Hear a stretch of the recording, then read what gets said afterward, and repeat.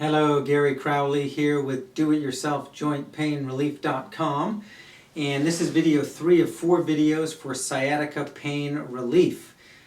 Basically in video 1 we showed you how to stretch all these big strong muscles in both sides of your hips because both sides are generally involved in your sciatica, and a lot of times it's the opposite side, the one that doesn't hurt, that is the bigger player.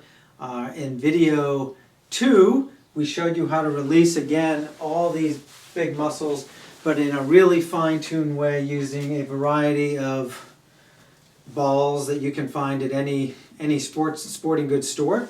And basically, depending on the amount of cushion you're sitting on and the amount of cushion you have in your own butt, there is a perfect ball to release those hip muscles. And now what I want to show you how to do is how to release these hamstrings, because these hamstrings attach to those bones, your sits bones, those bones you feel if you sit on a hard chair. And if your hamstrings are tight and they're yanking on those sits bones, then basically your hip bones and your lower back and everything are going to have to be engaged in a little bit of a tug-of-war and be a little more tense than they otherwise would like to be. So for me, I find that a softball is just a wonderful way to release a hamstring. And all you got to do is, at least with the amount of cushion I have, if you're on a kind of hard chair, tennis ball's a little bit too small. But if you're on a harder surface, maybe a baseball type thing, even like a rubberized baseball, if you're on a wooden chair or something, that can get in there too.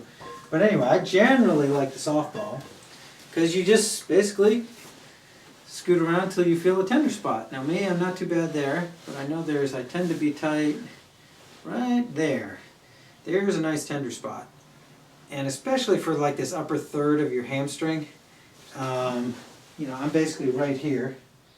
And I'm searching around, looking for a tender spot. And you can just basically search all the way around your hamstring. And when you find a nice, painful, tender spot, you just put as much body weight in it as you can relax into.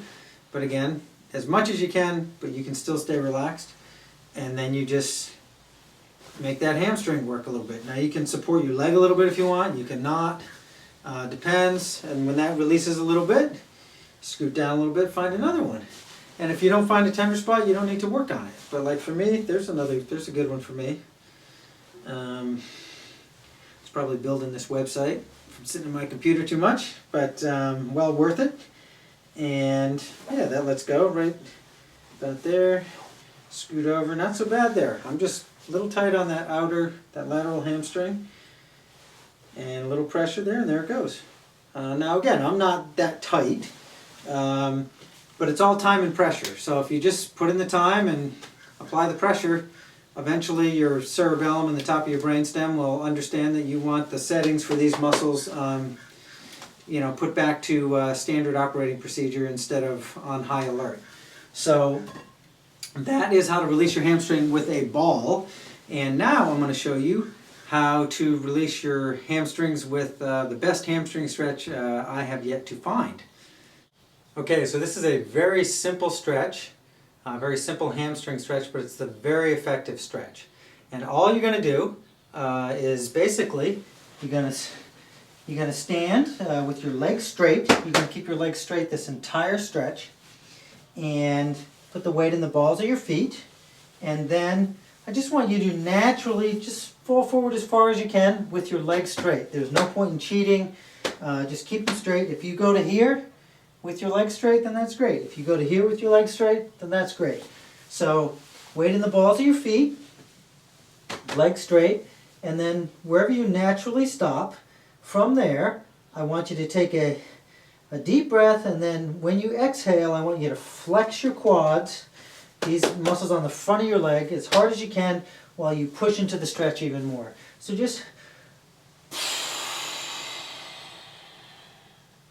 And if you can hold that for about 10 seconds, 5, 6, 7, 8, 9, 10, while you're flexing these that whole time, you will feel this stretch all the way up the back of your body. And if if you do maybe 3 reps, and you'll see it very quickly, you get a lot more flexible. 3 reps of 10 seconds each, take a break, and then do maybe 3 sets of 3 reps. And if you did that 3 times a day, 3 sets of 3 reps, so that's going to take you, approximately, 3 minutes of your entire day, then, or maybe a little more. But anyway, you get the point. It's a fantastic stretch. You can't do it too much, and it will only help. It'll help your low back. It'll help your sciatica. It'll help a lot of things that go on in the lower body. So that is how to release your hamstrings. And so now we've stretched your hips. We've released your hips with tennis balls. We've released your hamstrings with a ball and a stretch. And now I want you to assess how your sciatica pain is, and then in video 4, the next video, I'm going to show you how to release one other group of muscles that may be playing a role in your sciatica. And I look forward to seeing you in video 4. Thanks.